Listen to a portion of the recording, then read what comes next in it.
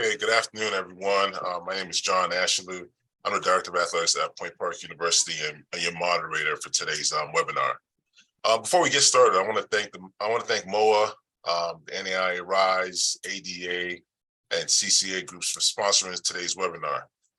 Today, we aim to dive into deep discussions on career opportunities within the NAIA and to also provide you with tips on how to best position yourself for success in the competitive workforce. So with that said, I'm excited to introduce to you our incredible panelists. First person on our group of panel is Ty Dean. He's currently the coordinator of student athlete experience and development at the NAIA. A little bit about Ty: he was hired as the student athlete experience and development coordinator for the NAIA in May of 2022. Before arriving at the NAIA, he worked for 4 years at Southern Oregon University, NAIA institution, as the assistant AD for game operations and facilities, and also as an assistant women's basketball coach. There, he helped the team reach the NAIA national tournament for the third time in 4 years. Ty's also the head of the national ASA group and for the NAIA, which supports student athletes from all conferences to make sure that they have a voice and help grow the NAIA from a student athlete perspective. Next person on our panelist is Jessie Zabal. She's the assistant athletic director and head volleyball coach at Loyola University of New Orleans. Jessie was hired as the head women's volleyball coach in April of 2017 and was promoted to the assistant athletic director for compliance in February of 2021. She just completed her 6th season leading the Wolfpack, finishing with a 23-12 record, and also surpassing the 100 career win milestone this season. She's also on the executive board for the Southern States Athletic Conference Women's Leadership Committee, which supports the personal and professional development of all women with roles in athletics within the conference. She serves as the sport chair as well as the athletic director liaison for the SSAC volleyball, and as mentioned, rising coaches through women's leaders in college sports. The last person on our panel is Nick Rule. Nick's the athletic director at William Penn University. He's currently in his 6th year there. Prior to the role as the athletic director, he was the head women's golf coach. He was in that position for 8 years, worked in development, running the corporate sponsorships in the Athletic Booster Club.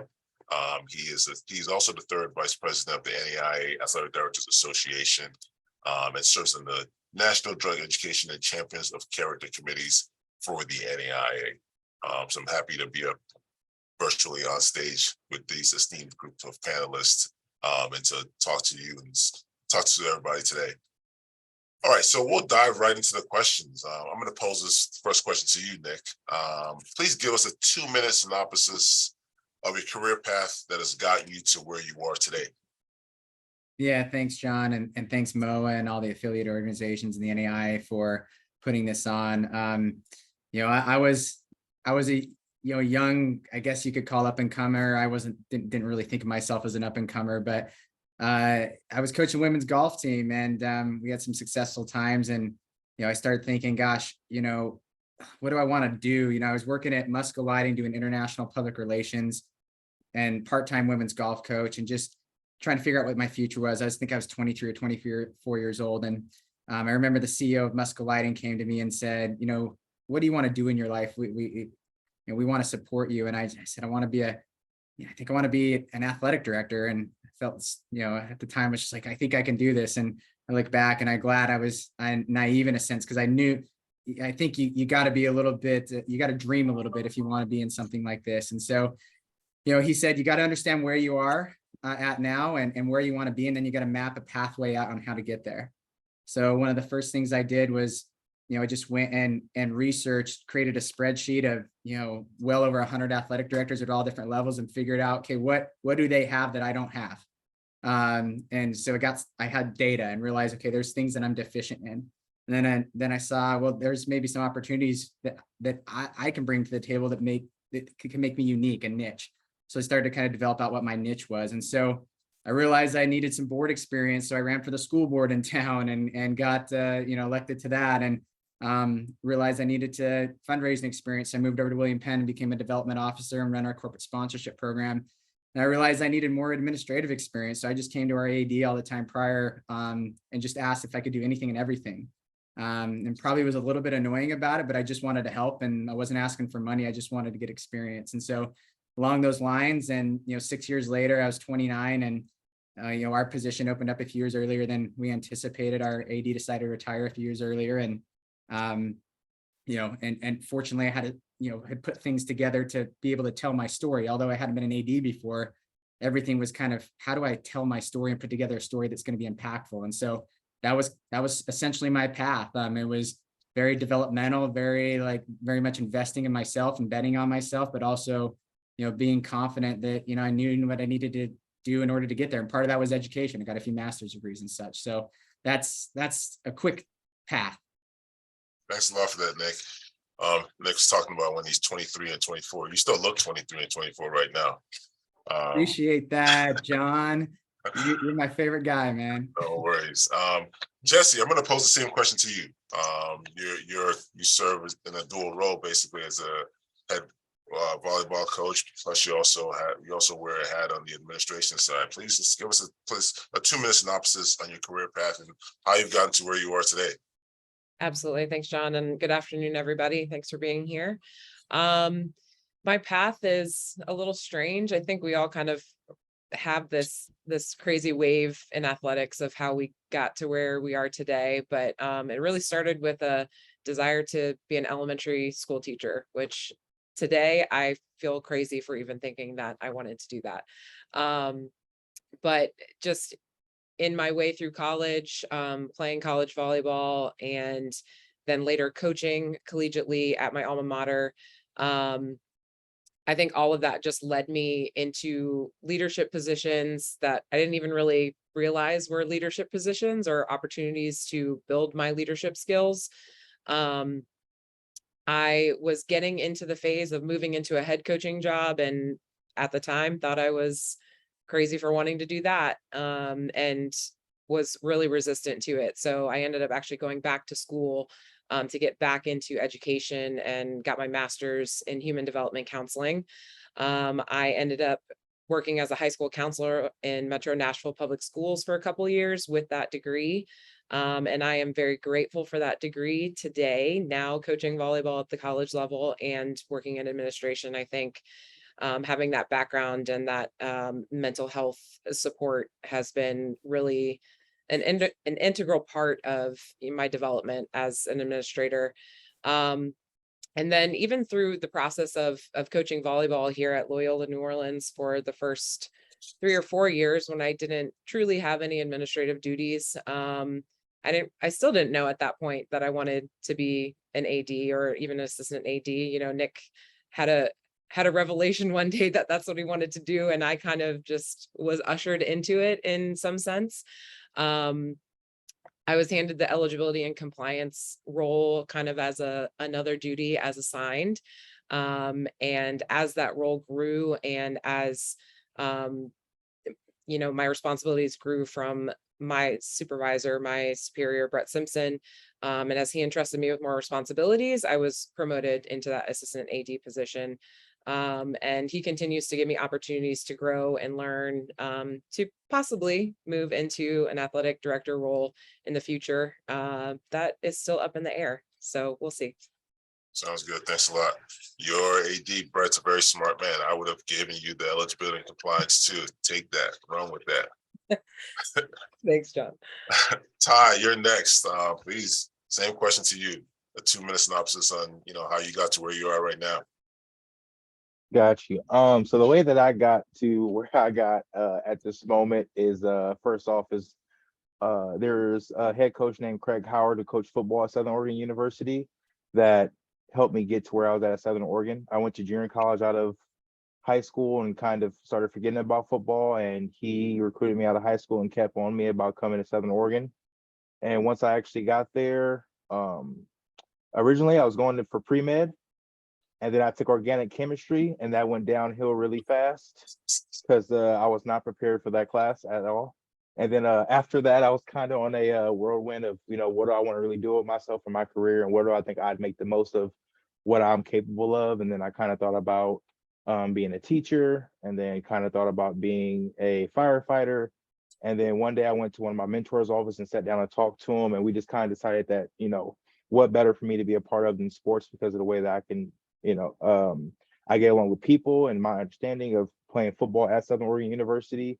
So from there, it kind of just went to me going to my AD and sitting down and having a talk with him, saying, hey, like, how can I help be around the campus and what can I do? Like, do you have anything for me? And it kind of just started like, hey, well, why don't you run the halftime games? Hey, why don't you make like find events for our student athletes to get together and connect? So like I made a yearly barbecue, I made a yearly dance, I made great halftime games for everybody to have fun. And then from there, just kind of escalated to where he was like, well, hey, like, now that you're done playing, like, do you want to take a bigger role in the program? And it kind of went from there. And he gave me at first I was just like the work studies coordinator. So I had all the work study student athletes and had there. And then he gave me the game day operations and facilities manager job. And then he was also said, well, hey, while you're here, if you want to be an AD one day, why don't you get the women's side of sports? So I decided to coach women's basketball also to help try to understand both sides of sports.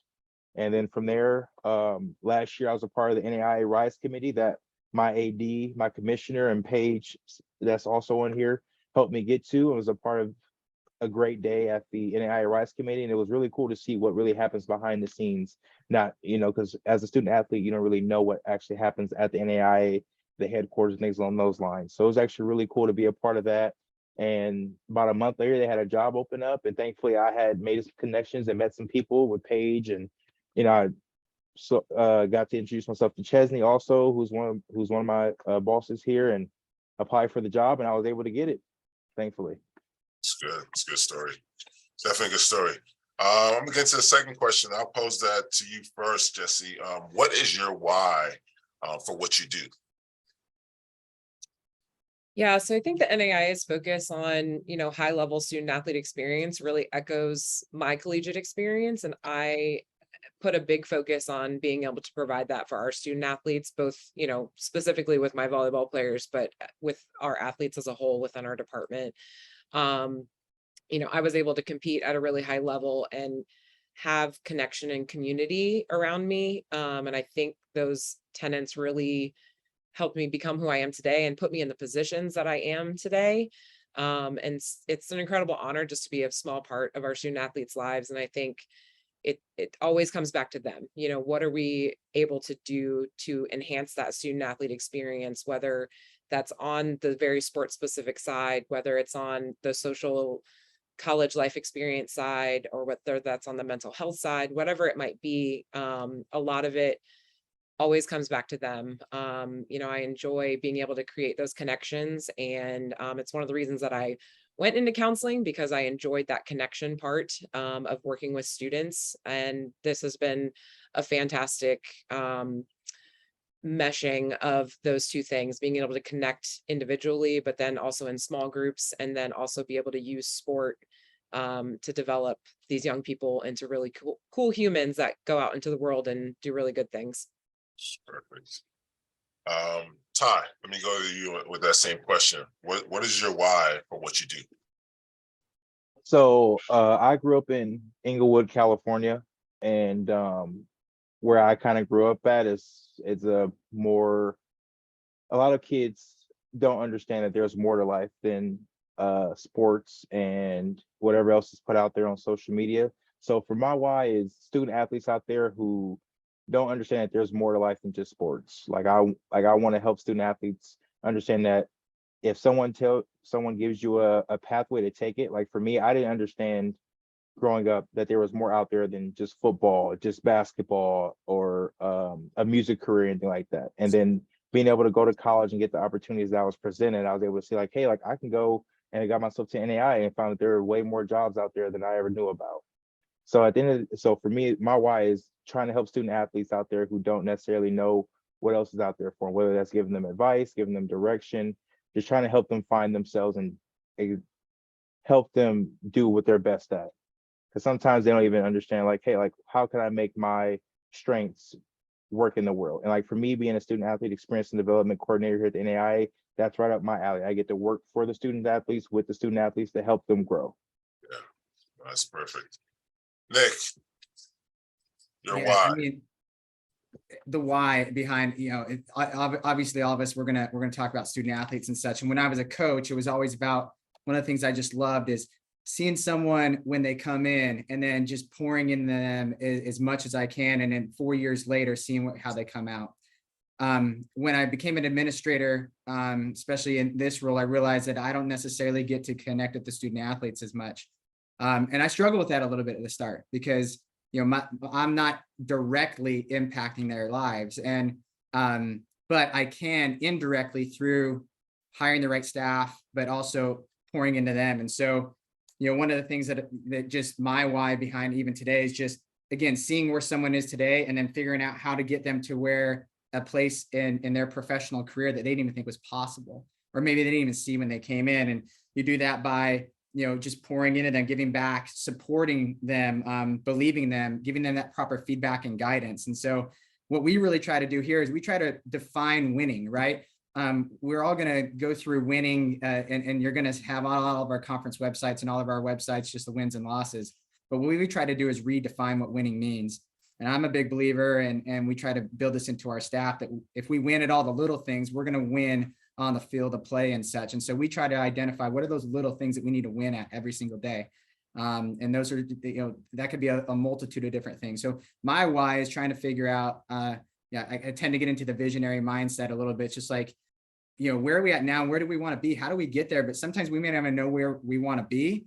And the great part about that is the explorer mentality. How do we explore what that looks like?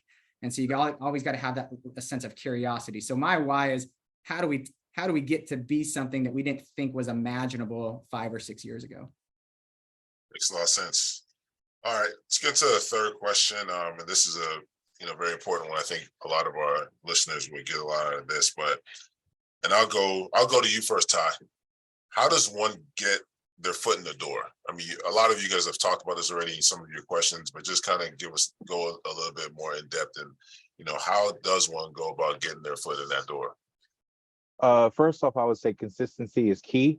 So just being consistent in what you want to be a part of, and then also being engaged in it, taking notes, talking to people, getting to know people, making connections. Like I said, my biggest plus for where I got to is making connections. My AD knew people that helped me get to know people at the NAIA headquarters that helped me to get to where I was at. The more people you know, the better. You can never know too many people in this business, because you never know what kind of chain reaction that sets off for later on down the line. You might apply for a job, and someone that you met 4 years ago might remember you sitting there talking to them, having a great conversation that comes back to help you out in the end.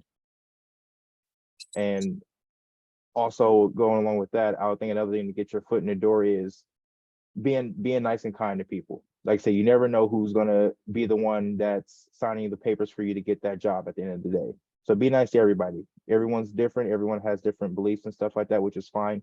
But as long as you're kind, kindness will always get you in the door also. Those are underrated aspects these days, being nice and kind to people. I think we need a lot more of that. It's just like playing on a team and playing a role. You might not want to be the person that just rebounds every time, but that's a good role. And like you just said, being nice and kind, that goes a long way these days. Nick, I'm coming to you next.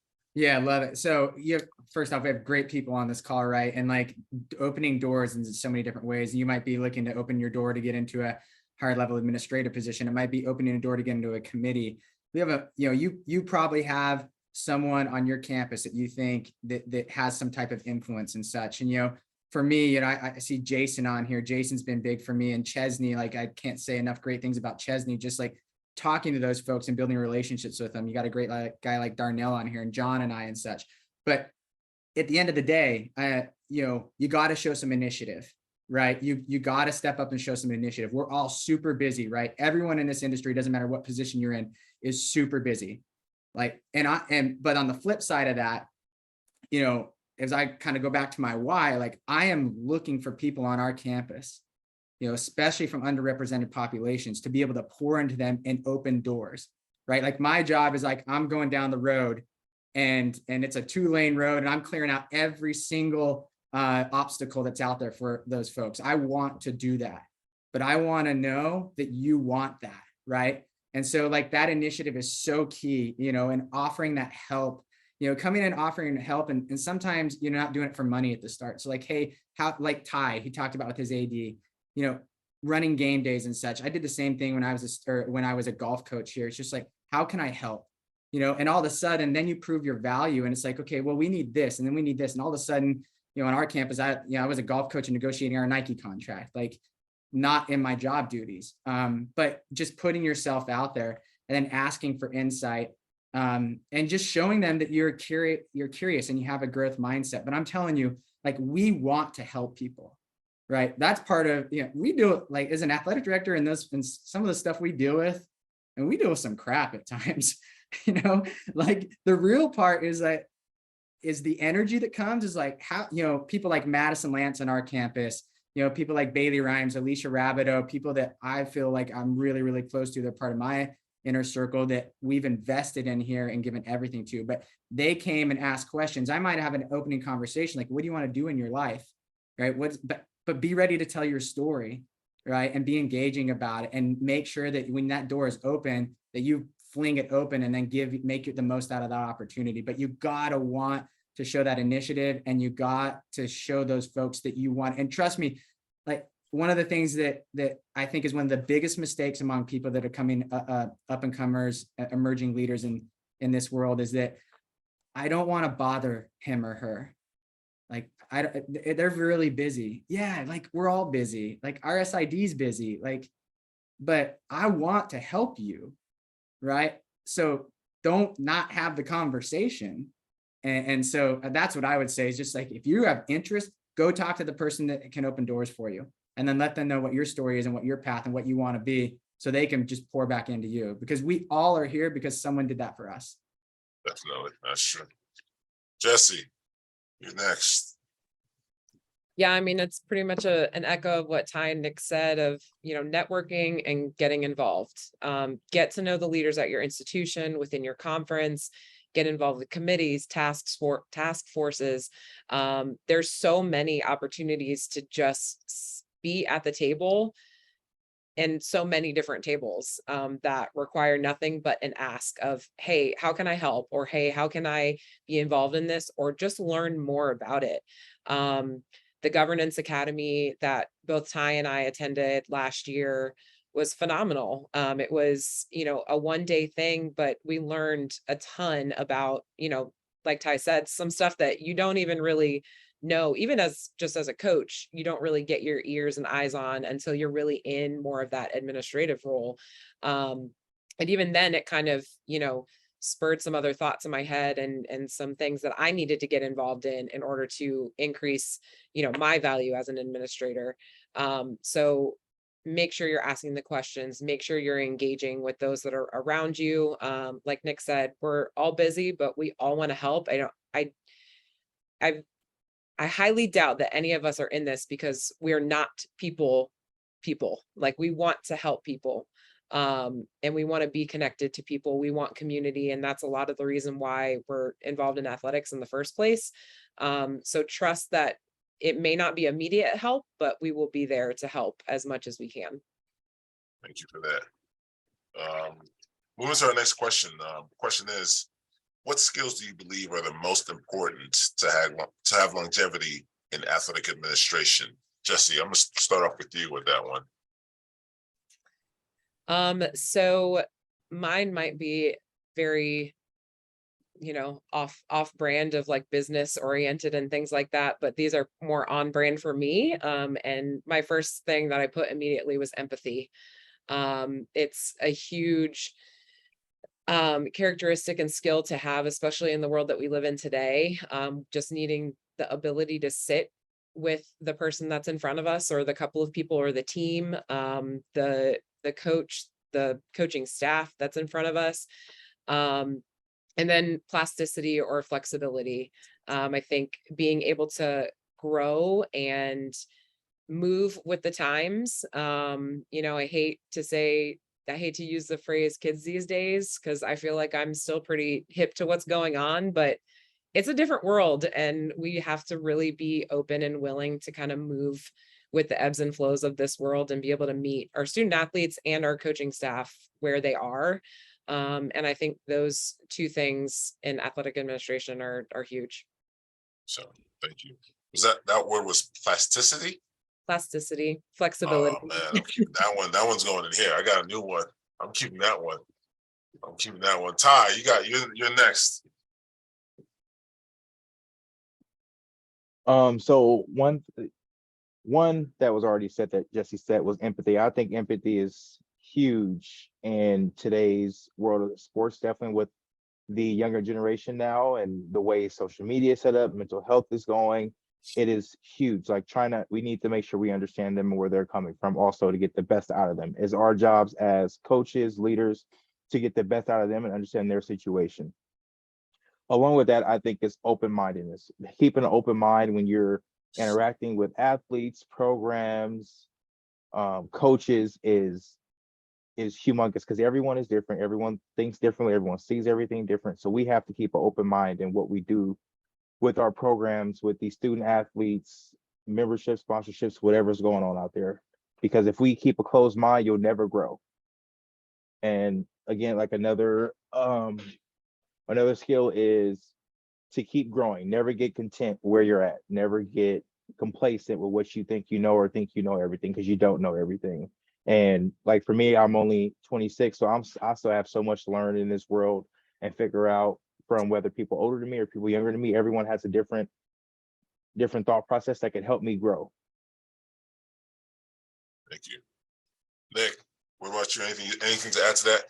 Yeah, I mean, I think we touched on a little bit, but obviously giving people the benefit of the doubt is kind of what I talk about. But in the same respect, you also have to find balance in that too. You could give people so much benefit of the doubt that you aren't willing to make a tough decision at some point where you have to make a tough decision. Because part of being in this world is at times you have to be confident with making the hard decisions. And sometimes that might be letting someone go who you might have some type of bond with. And that sucks. But at the end of the day, we have a job to do, and it's to serve our student athletes and do the best things for our institutions. And hopefully those two things align completely together. They should. And I think the other thing that is really important is you got to be willing to evolve. And we see it. I mean, we all know you can see who's evolving and you can see who's not. And you can see who's chosen not to. And you can see the folks that are leaving the industry, maybe that have been here a certain amount of time or not. Like there's some people that just don't want to do that. And guess what? The world is going to leave those folks behind. And so we have to be willing to evolve. And another thing, just thinking twice and acting once, never make an emotional decision. But I think the one that I want to point out the most is just the art of self-leadership. Like you got to know who you are as a leader. So you got to continue to invest in yourself as a leader. And that might come off a little bit selfish, but like, if I don't know who I am as a leader and I'm not investing in myself as a leader, there's no way that I can pour into other people in the way that I need to, or there's no way that I'm going to be able to lead the department in the best way as we're trying to create an athletic department of the future here. I mean, right, wrong, or indifferent, like you have to pour into yourself, right? And you have to make time for that. Sometimes we schedule ourselves so much to where we're not putting time in for ourselves to where we can't invest and figure out who we are as a leader. And if we're not doing that, we're not evolving. And if we're not doing that, we're not going to be able to think twice and act once. If we're not doing that, it's probably going to be more frustrated, and we're probably not going to give people the benefit of the doubt in situation that we need to recognize that needs to exist. So, a few little things there, but really you just got to understand who you are. I got a follow-up question for you real quick, Nick. And you said something in your first point about having those tough conversations. You are at a place right now where you were a former student athlete, and then you were a coach. Now you are the athletic director. Have you been in those positions where you had to have those tough conversations with someone that was working there as a coach when you were a student, and then now you're all of a sudden their boss? Yeah, man, that's super timely. Like 3 days ago. Someone who, was a coach here when I was a student, who I had worked with as a coach, is still to me. I hope is in both directions, a friend. But I think the key to that is that you got to over communicate what needs to be worked on, right? Because when you have to make that tough decision, it really should never be a surprise. It shouldn't be, in one sense, if they do something really wrong, they shouldn't be surprised. But if you've given them every chance, every opportunity, communicated, had those tough, crucial conversations, it shouldn't be a surprise in the end. And then hopefully you can salvage a relationship. But the fact is, some tough decisions are going to have to be made, and you hope that those relationships can continue to exist, but they also change, and that's just the reality of it. And it's very, very timely. Just went through it a few days ago with a good friend of mine, but it ended up being mutual and everything, and we just got to figure out how we move forward for the best thing for our student athletes. But yeah, I mean, that stuff happens, and you got to be prepared for it. Appreciate you sharing that. Just wanted to let everybody know, I know we got some questions in the chat. We're going to open up for some questions. I'm going to go through that once we get through a couple more of the questions that I'm going to ask today. So just bear with us a little bit. Got the next question. I'm going to jump into the next question. And I'm going to start with you, Nick. What questions have you asked of yourself when considering job opportunities? Yeah, I love this one. I think you get two types of checks in life. Okay, you get a monetary check, which we all need, right? And you get a happiness check. And if the happiness check is super, super low, it doesn't matter how high the monetary check is going to be, you're not going to be a happy person. If the happiness check is high and maybe your monetary check isn't exactly where you want it, well, you still can work and be patient and work hard and maybe move that up. So I think you got to figure out, what are you looking for in an opportunity?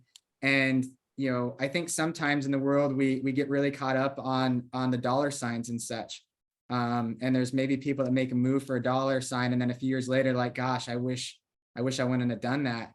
So it's just weighing those two things. Like, money's one thing, 100%. Yeah, like we have to have that and support our families, and sometimes it's generational type decisions.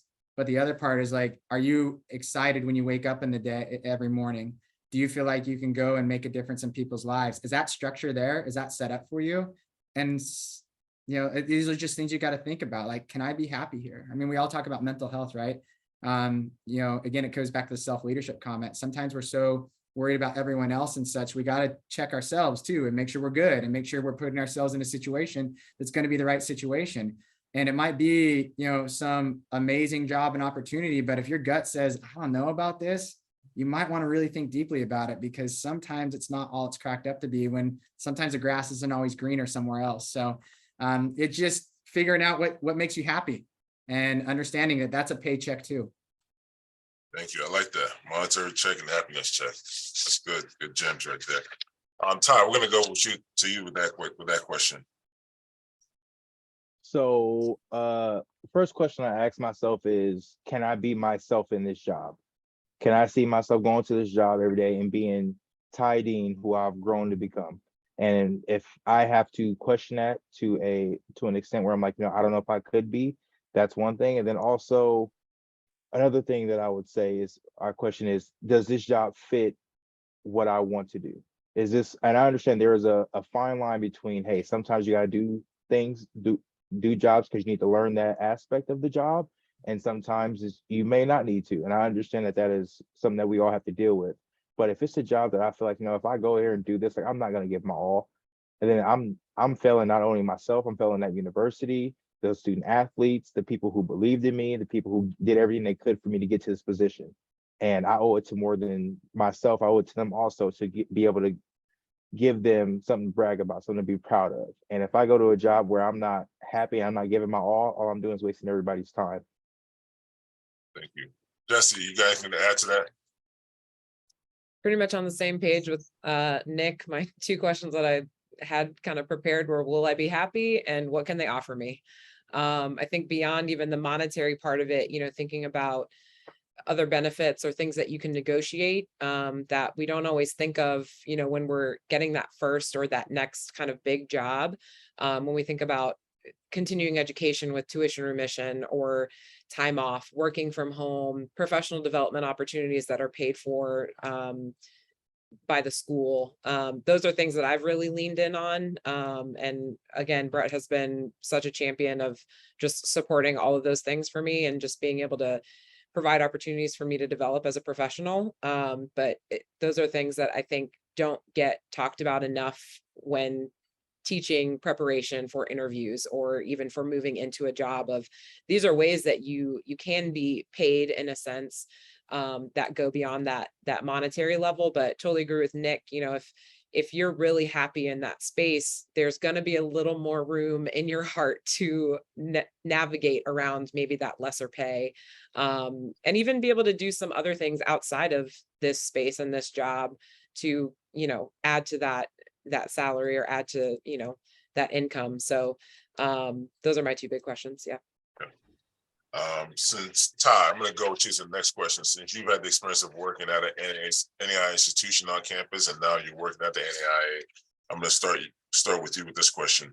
What makes the NAIA, its conferences, or member institutions desirable places to work? Their desire to make it about the student athlete. So, and I, as a former student athlete and someone that was there coming out of high school, every kid wants to go Division I because they hear all the glamour and all the stuff about it, until you really get to there and you're like, is this really for me? Is this doing the best for me and where I'm trying to go? And for me, going to an NAIA school, going into, I didn't know what I was getting into. And once I got there as a student athlete, it was the best decision that I could have made for myself, because in terms of academics, it helped me get my academics in straight. I was able to compete in a sport and feel content with my career. And I was able to grow as a person. I had people that were willing to go out on a limb and give me personal direction, because they weren't too, they wanted to make sure they understood, like, hey, we're here for you. Sometimes at big division schools, they don't have people that can sit there and guide you and help you out. At my NAIA at Southern Oregon, my AD went out his way to help me, my assistant AD, the coaches that were there. And if I helped them, they helped me. And it's helped me throughout my career this far in terms of what I've been able to accomplish, where I've been able to go. And just working here at the NAIA headquarters now and seeing how much we do here to try to make sure our student athletes know we're working for them every day. It's amazing to be a part of. Like, it fills my heart. So like last week talked about what opportunities you think about when you go into a job, and being here and being a part of this, I know I made the right choice, because every day we come here with a focus on what can we do for our student athletes to make the most of what they have. How can we give them more? We can't not support them, because they're what drive what we do. Thank you for that. Jesse, let me go with you.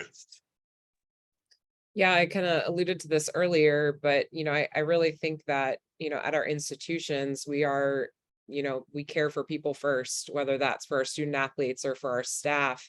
We're trying to put our best foot forward and make sure that everyone's in the best position possible to be the best selves, their best selves.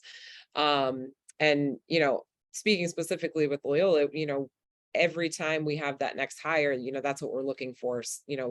People who are striving to be good humans, who are willing to help when needed, but then also be able to ask for help when they need the help, because we're all necessary in kind of getting this boat to move in the direction that the compass is facing at this moment in time. But then also being able to pivot when necessary, when chaos ensues, when a hurricane ravages your gym and you're out of it for a year. We can all probably agree that we run very lean, in terms of our staff. And you have to be people first at that point, because we all need each other. We all have to take care of each other as well, to make sure that we're putting the best staff forward to then develop the best student athletes, right? But I think with that intention, what's being poured into the work is unmatched, and it won't matter how lean your operation is running. You're going to continue to develop really good people. Nick, what makes the NAIA and its conferences and member institutions a desirable place to work? Yeah, I'll build off what they said and even put in more of a business type model. And at the end of the day, like, we all have skin in the game on this whole thing, right? Like, so many of us are enrollment driven, right? So, at a large school, you're calling up and giving your ID number and such. Okay, they don't need you as much, right? At our schools, we need our student athletes. Yeah. We need to retain staff. Like, it's not it. So from that, you get an intentionality that is really, really important. And yes, it's genuine, but it's also out of a necessity, right? And the schools that don't do that, those are the ones that you might see struggle at times, but you have to be open too. You're much more open and honest with your student body. You're having different conversations, and you're more in the grassroots on things. And because of that, you have those two things, more of a relationship is being built. At a larger school, you're not necessarily like, I would love to be a student athlete at Point Park with John as the AD. Like, that dude's a natural connector, right? And so I bet that he has relationships with, just these bonds with these student athletes. Like, they know that when they're alumni and such, that they can talk to John and John's going to be cool with them. Like, you didn't get that at the larger schools and such. So I think that's the value of it. And part of it is just because we all need each other too. And that's just the reality of it. And then from the association standpoint, I plugged Chesney once, I'm going to plug her again, but like, there's a genuineness that you can get a phone call. Like, I can call Chesney and I know I'm going to get real, right? I'm not going to get just like, hey, this is a line that, maybe the, Big Blue Dot's going to say, hey, here's your talking points, right? Like, I know I'm going to get real and I know I can have a real conversation back. And I know at the end of the day, like, it's not going to be hard feelings. Like, we're all working together for the best association, because not only do we need our students and we all have skin in the game, the NAIA has skin in the game too for all their member institutions. And so we all have to work together in a much more intentional base, because we are a little bit smaller. All right. And we need each other to survive. And so I think from the business side of things, that stuff exists, but what comes out of that is some really good intentionality, openness, and just this relationship that can develop. And then we can work through things too. When you have a strong relationship with people, like, you can get through stuff. Like, we're all going to have stuff that we have to deal with. Right. And we're not always going to agree on things, but like, let's get in the room and talk. Like, our world doesn't do enough of getting in the same room and talking. We just get mad and we don't talk anymore. Like, we got to get in the same room. And I think that happens a lot more in our association with our member institutions than it does maybe in other places. All right, we're going to go to one more question from us before we jump into these questions from the audience. And I just asked some quick answers from you guys. You guys have been doing a great job already as our panelists, but I'm going to start with you, Jesse. How best should our listeners use LinkedIn or other social media platforms in the job hunting process? So I'll be honest, I don't use LinkedIn a whole lot. I just connect more with Twitter. That might be my generation, my age. But I think there's, a little bit more of a personal touch to that than there is LinkedIn. I think LinkedIn is like trending more that way every day, but I just feel like you see personalities a little bit more. There's less of that pressure for an immediate ask. And it's really just, hey, I just want to be a part of the content and an audience to the content. And then along the way, if something strikes my interest, hey, I'm going to reach out about that. And I think that happens a little bit more in real time than it does, on LinkedIn. I think also just in those off moments where we just got to take a break from the emails and we might be scrolling on Twitter, you might see something that sparks an idea or creates a connection somehow. And I think that feels a little more genuine to me and natural than it would on LinkedIn. So I think just don't be afraid to follow people. Don't be afraid to ask for connections. It kind of goes back to, what Nick was saying earlier, just, we're available and others are too, especially when it comes to social media. You're putting yourself out there to be available. So don't be afraid to make those connections. Thanks. Your answer made me think of that meme where it's like, this is my LinkedIn picture and the guy's wearing a suit, and this is my Twitter picture and he's like partying. Accurate. But no, that's good. Nick, let me go to you with that question. All right. Well, I love Twitter, John. You know that. You and I actually connected through Twitter. Elon, don't mess us up, man. All right. Like, okay, we got a good thing going. But I think you got to understand the medium that you're using and the space that you're in, right? And and I feel in the athletic administration world, Twitter's the place right now. And so having a profile there and just being engaged in things like, I can't tell you how many of my connections how many doors have been opened just on serving in committees or just building a relationship. Like I said with John, like came from Twitter. And then all of a sudden, I'm seeing at the NAIA social and like, we just start talking and now we have a friendship. And so but be intentional what you post, right? Like be real, but also be strategic. Like everything I put on my social media is 100%, I should say 95% strategic. There might be some things that are not very strategic, but really like I'm representing our institution, right? But I'm also representing myself. And, we have to understand the reality is that our digital footprint is real. And having something out there, I think is important. We're going through a coaching search right now. You could see on our website what that's for. But we've got tons of applications coming in right now. And I'm going to see what they're saying online because I'm going to figure out how they would fit into our culture. Maybe it's one piece of it, it's not all of it. But then the other part to it is that you also have to think, okay, 3 or 5 years down the line, where do I also need to be? So like Jesse said, like LinkedIn hasn't been my thing. I'm trying to get more into it because I think that's a little bit the direction where people are going. But I've really tried to up my presence on Instagram and such for our student athletes. And it's been interesting. It's been awesome. But it's also been interesting because, they're not afraid to DM me either and let me know what's going on in their mind. But part of that is like, all right, like I'm going to be available too. Like, and so we can have those conversations. I'm not going to get into a big conversation via DM, but like, hey, let's talk, come to the office, let's talk. So just being very intentional about what you post and kind of having understanding what are 3 messages that you're trying to convey every single day. And what does that look like? And so I think it's a really important piece. If you use it, then use it the right way. If you don't use it, then just don't really have a presence. It's kind of, you don't want to kind of be in the middle ground out there. You need to understand what you're trying to do and what you're trying to convey. Yeah, no, I definitely understand that. I'm the only real reason I'm on Twitter. I'm always looking up on Nick Rule's Twitter and Jason Horns just to see what they're doing over at their respective institutions, and then having a staff meeting with my staff and saying, hey, I have this new idea that we're going to do here. So that's my reason for being on Twitter and social media. Ty, you got that question too. Got you. Well, if you check my Twitter is mostly geared towards the Lakers being terrible and the Eagles losing on Monday night. So that's where I'm at in terms of Twitter. But I haven't really used LinkedIn personally. I heard it is a great site to use and to make connections. But in terms of the athletic world, I feel like so much of what we do is face-to-face contact. And so for me, like when I was applying for jobs, I was calling people's HRs, I was calling any athletic directors number I can get, trying to get advice or just try to get it in so they can meet who I was. So that's more of what I've done personally, is reaching out or asking other coaches that I know, hey, do you know anybody at this school who can give me a 5 or 10 minute call with them just so I can show them who I am. In terms of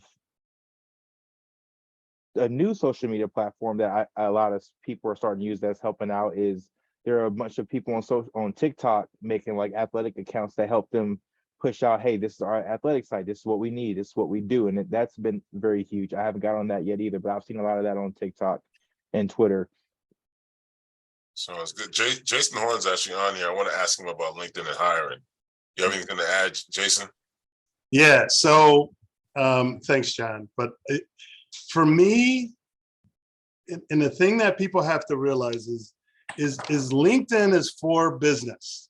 It is to connect business wise. Like I'm not hiring anybody off of a TikTok video. Like if anything, I'm not hiring someone because of a TikTok video. But like I encourage my coaches, and Nick and John will tell you, like I tell them, I said, hey, I just introduced you to somebody at this convention. Make sure you connect with them on LinkedIn.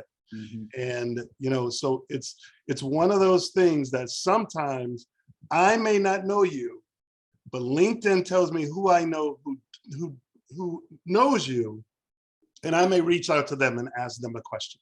So like I seldom, like I get LinkedIn requests from people that I've never met before, and I don't accept them because I've never met you. This isn't Facebook, like, and I don't accept those either.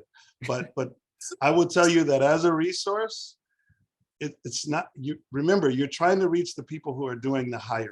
Mm-hmm. So if the people who are doing the hiring are old like me, you need to make sure that you're visible on the platform that I use. Because I'll tell you one thing, I don't go on TikTok. Because I might make a video and you guys would never like that, or never let me live that down. Nah. John, can I follow up real quick? Sure. Yeah. I know this is about social media, but I also think it's important that we embrace maybe other ways of connecting with people too. And just two quick things. The handwritten note. I mean, if I get a handwritten note from someone that's going through the hiring process, that means a lot. Or, just a handwritten note in general. One of the best pieces of advice I got is from a guy named David Nurse. He said, do two things every month. And he goes, every day through that month, send a message to someone just telling them that you appreciate them. It could be anyone, right? Just go through your contacts, and you never know, you're pouring into someone, right? But you never know what that person's going to say about you, all right? And you're building a relationship with them. And it could be someone that you haven't talked to for years. And the other part is that, 5 times a month, write a card to someone, and just tell them that you appreciate them. You never know how it's going to, and don't do it for the wrong reasons. Do it for the right reasons, because one, we need to let people know, we need to let more people know that we appreciate them. And we need to let more people know that they've made a difference in our lives. Because sometimes we get so busy that we just don't say thanks. And there's a lot of ways to say thanks. You can do it on social media and such, but sometimes going back just to a foundation and writing something out, that means a great deal. And I know it's not about social media, but it's still about connecting. That's definitely true. Those handwritten notes means a lot. I think I got one from you not too long ago. Let's jump to the questions in the box. First one from our audience is, and any one of you, Jesse, Ty, Nick, any one of you can jump in there and answer this. What challenges did you face and overcome early on in your careers?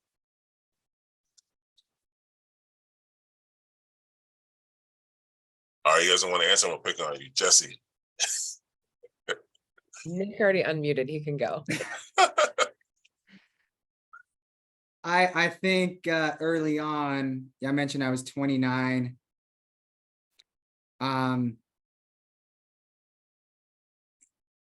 I think part of it was you kind of go through this complex a little bit that, people are looking at you like you don't have anything to offer, because if John says I look 23 now, I probably look 13 then. And so there's like a little bit of that, but also just understanding that, continue to go through the process and put yourself out there. And at some, you might feel like you have a lot to offer, and you do. Sometimes it takes a little bit of time to get through that door to be able to offer some of what you feel like can make a difference, especially externally. Connect with people like, Jason and, people at the NAIA office, Ty, like connect with people, Jesse, like connect with us, right? I'd love to connect with all of you. And I think early on, coming from the coaching world, coaches are so like, I don't want to share anything. Like, I've got the best ideas in the world. Don't come talk to me. Like, our staff, we're not going to tell you anything. ADs are completely different. Administration is completely different. We share everything. And John alluded to it before about maybe taking some of our ideas and such. Well, I take his ideas all the time too. But I heard at NACTA one time, it's called shopping. We're just shopping each other's ideas, and then we're putting it into our own little world. But you got to connect with folks. I think early on, I felt like every other administrator maybe looked at me as the adversary, because that's what coaching was. And it's not true at all. And it probably took me a year and a half, 2 years to recognize that. And I wish I would have recognized it sooner, that like everyone just wants to help one another. And so I think that was a really big learning curve early on, that I think I could be better today if I understood that earlier on. It's true. Jumping to the second question. Do I need a graduate degree to become an athletics director? If so, would a master's in sports management or MBA be a better option? Anybody want to jump into that? Personally, I'm not sure if one is better than the other, but for me, I got a master's in sports management from Concordia Irvine University down in Southern California. And they also have classes there that you get to pretty much be like an intern with the coaches there at the programs, or with admin, whoever you choose. And it was really cool and really great experience to get a future sight into what I might be involved in. It was great to see that, hey, while you're also doing this work, how can you apply this actual work that you're doing, these essays you're writing or what you're studying, to what you're doing in real time with these student athletes, with the programs, and with the admin staff. Jesse, anything you want to add to that? In terms of master's degree? Go ahead, Jesse. I mean, so I have a master's, but it's in human development counseling. So I kind of check the box of having that like next degree beyond, a bachelor's, but which honestly, if anyone else out there wants to take counseling or psych courses, I highly recommend it for coaching and or administration. It will still be helpful. But I think most of the time it's preferred, if not required, to fall into those higher level positions. Nick, you might have more specifics on, sports management versus MBA. I think at the end of the day, I'm not sure one or the other matters more. I think what that does, it just having one of them, and there could be others, other types of master's degrees, it opens the door more, but then it's your job to tell your story effectively and how that degree is going to make you the best candidate. So it's just another tool for you to be able to go and show people why you're the right person and effectively tell your story. All right, thank you. One more question that we have in here. It says, there are universities that say we're looking to diversify our team or department and be more inclusive. What tips can you provide for them? For those that say, I can't find women or minority candidates. Anybody want to jump in that one? Can you read that one more time, John? So it Sorry. says so there are universities that say we're looking to diversify our team or department and be more inclusive. What tips can you provide for those types of universities that are saying that they want to be more inclusive and they want to diversify their staff? Yeah, I think reaching out to other organizations like MOA to get those positions posted and directed towards the right audience. One thing that I made a note to say to any of the women on this call is it's our responsibility to apply. It shows in the research, it shows in the numbers that we are 20% less likely to apply for a job than men are. But when we do apply, we are 16% more likely to get hired. And so the biggest problem right now is that women, we are just not believing in ourselves enough, or we are thinking that we are not qualified enough because we don't meet 100% of the qualifications. Just do it. Take ownership of all of that. You have the power once you apply. Everything after the application, you can say no to if you want to, but if you don't apply, you have nothing to say no or yes to. So keep the power in your hands, women. Thanks a lot for that. That's really a great way to end this. And one thing I just want to wrap up from our hour or 59 minutes that we've been on here today, just what I've gotten from our esteemed group of panelists is, you want to invest in yourself as a leader. Consistency is huge. Empathy is one thing, and being nice and being kind is something that we need more of. Just looking through my notes here. Monetary check and happiness check. Those are important things when considering job opportunities. So those are some of my nuggets that I took away from this last 59 minutes. I just want to again thank our group of panelists. I want to thank Moa for putting this on. And then just got to read a blurb to finish off. The Minority Opportunities Athletic Association and the NAIA collaborated to provide opportunities to exchange ideas, advocate increased participation, and administrative opportunities for minorities and women in athletics. If you're interested in knowing more about MOA or joining MOA or getting involved in the NAIA, please visit NAIA Rise website at www.naia.org/rise/MOA. Thank you again to all our panelists and our sponsors, and especially thank you guys for listening in today. You guys all have a great day.